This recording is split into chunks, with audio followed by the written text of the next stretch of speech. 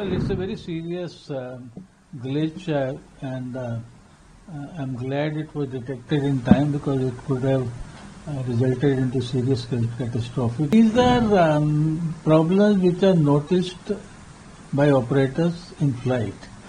So until you don't notice them, in that case, the aircraft is behaving well.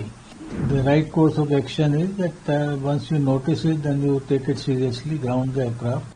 Well, it's a very serious glitch, and I'm glad it was detected in time because it could have resulted into serious catastrophe because the elevator and aileron control system, which is showing the problem because of this glitch, controls the leveling of the aircraft. You know, the altitude maintenance is done by this control mechanism, and suddenly if it becomes uncontrolled, it can, it starts moving to the nosedive situation, and pilot sometimes doesn't have a control on it. Luckily, the incidences which were noticed, the situation rectified itself, otherwise anything could have happened.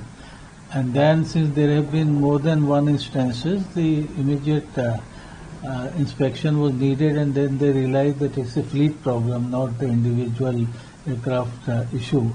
So grounding is important, and it's the right decision, and it should be done as fast as possible because apparently they upgraded the software which is causing this problem, so they are reverting to the original software.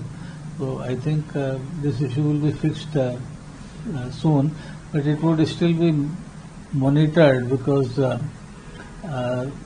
this problem has just resurfaced, and we need to watch how after the modification the aircraft continues to behave if there is any repetition of this nature. What came up with the statement and guidelines?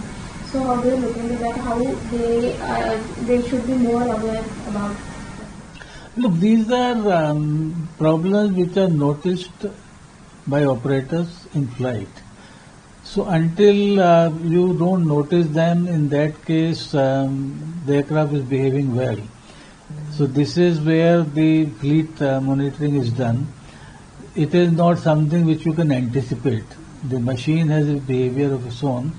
So I think the right course of action is that once you notice it, then you take it seriously, ground the aircraft, and bring the necessary repairs. Even this is the impact on entire world travel.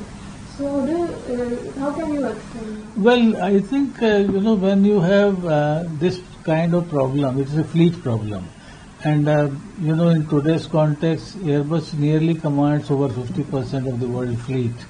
And the A320 is one of the most successful airlines which is in operation.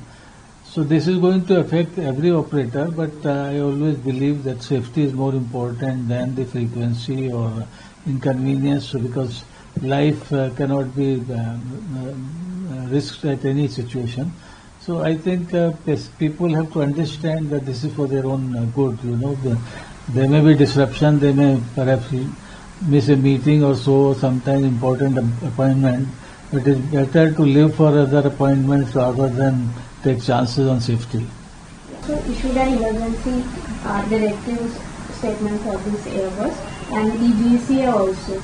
So how government should work like on this matter? Once the service bulletins are issued, every agency, every country's agency, the regulatory agency which initially issued the service bulletin, they have to comply with the mandate, and the operators and the national air safety boards have no option but to ground the aircraft and bring necessary repairs. Every day number of travelers travel by flight, but this kind of incidents are coming very often.